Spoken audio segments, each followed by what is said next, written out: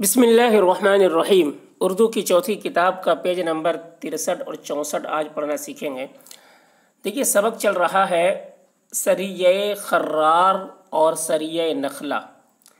اس کا پہلا حصہ ہو چکا ہے، اب دوسرا حصہ دیکھیے یہاں سے۔ اور دیکھیے اور جب وہاں پہنچو، اور جب وہاں پہنچو، اللہ کے رسول صلی اللہ علیہ وسلم نے سر بمہر خط پرچہ دیے تھے اور بولے تھے کہ جب وہاں پر پہنچے تب کھولنا ہے، تو وہی واقعہ چل رہا ہے۔ اور جب وہاں پہنچو، اور جب وہاں پہنچو تو مخفی طور، مخفی یعنی چھپے طور پہ، مخفی طور پر دشمن کے حالات معلوم کرو۔ مخفی طور پر یعنی چھپ کر دشمن کے حالات معلوم کرو۔ تو مخفی طور پر، خفیہ طور پر، پوشیدہ طور پر،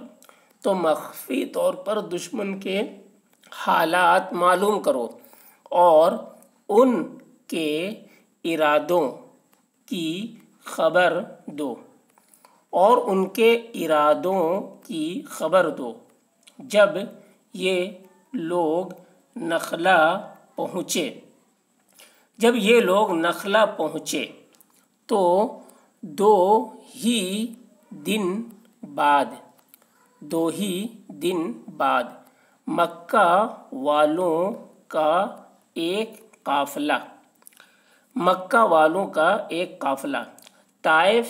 سے تجارت کا مال لیے ہوئے وہاں آ پہنچا۔ مکہ والوں کا ایک قافلہ طائف سے تجارت کا مال لیے ہوئے وہاں آ پہنچا۔ مسلمانوں کے پاس ایسی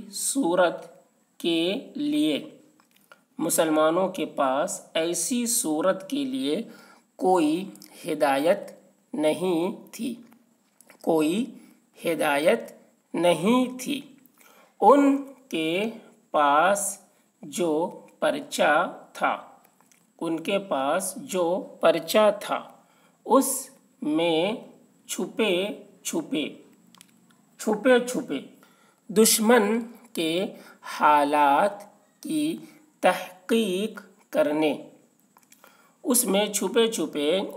کے حالات کی تحقیق کرنے، تحقیق یعنی پتہ لگانے، تحقیق کرنے اور ان کے ارادوں سے اطلاع دینے کا حکم تھا، اور ان کے ارادوں سے اطلاع یعنی خبر دینے، اطلاع دینے کا حکم تھا، لیکن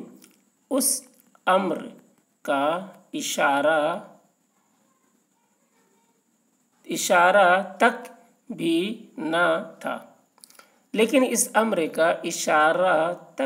نہ تھا کہ موقع پڑے تو لڑو یا نہ لڑو۔ اگر مکے والوں کی پہلی ظالمانہ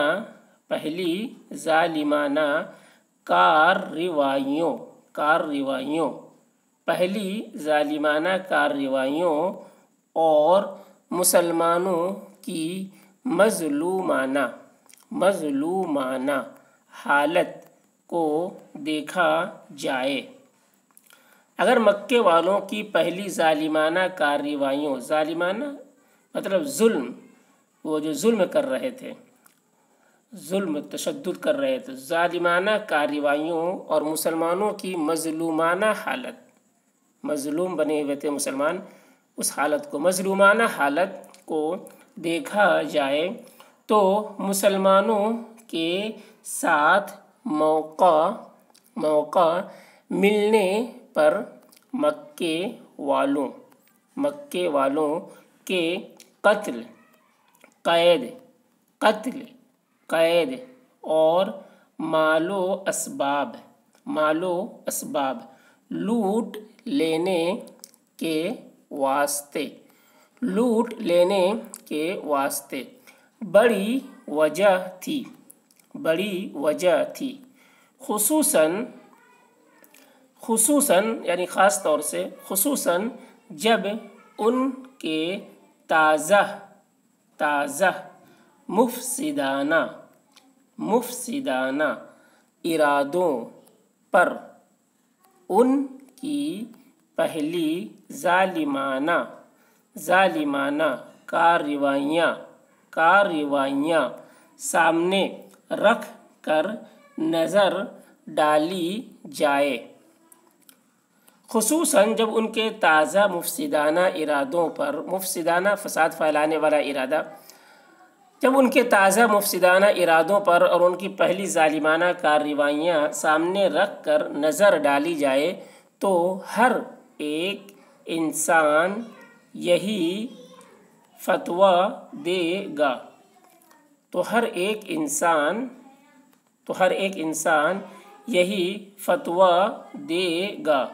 کہ مسلمان اپنی زندگی اور اپنے امن کی حفاظت کے واسطے مکے والوں پر جس قدر سختی کرتے وہ واقعات کے لحاظ سے بجا و درست تھی، بجا یعنی صحیح اور درست تھی، بجا و درست تھی، چنانچہ اسی بنا اور قیاس پر حضرت عبداللہ رضی اللہ عنہ اور ان کی جماعت نے اس قافلے کے ایک آدمی کو مار ڈالا اور دو آدمیوں کو گرفتار کر کے اور ان کا مال قبضے میں لا کر مدینے کو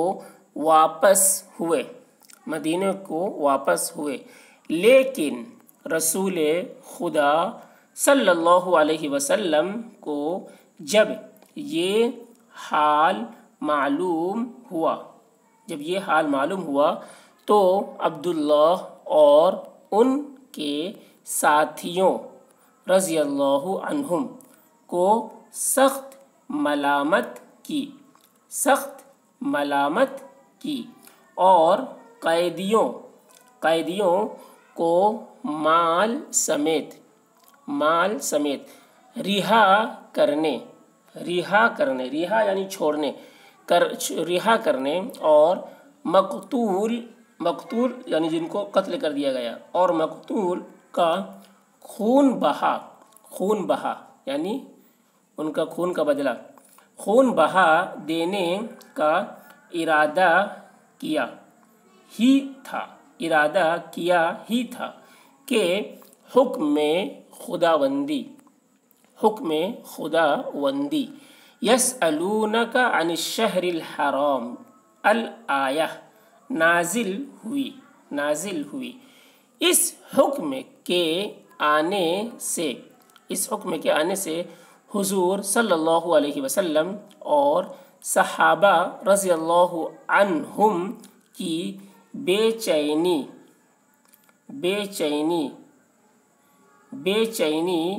مبدل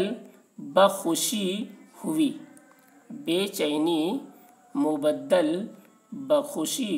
یعنی بے چینی جو ہے وہ خوشی میں بدل گئی، بے چینی مبدل بخوشی ہوئی، حضور صلی اللہ علیہ وسلم نے خمس قبول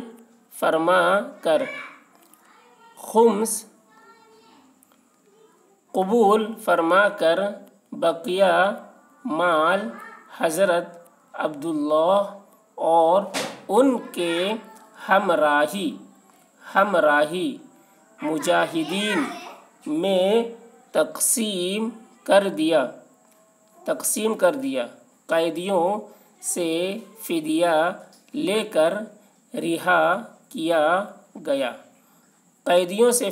کر رہا کیا گیا۔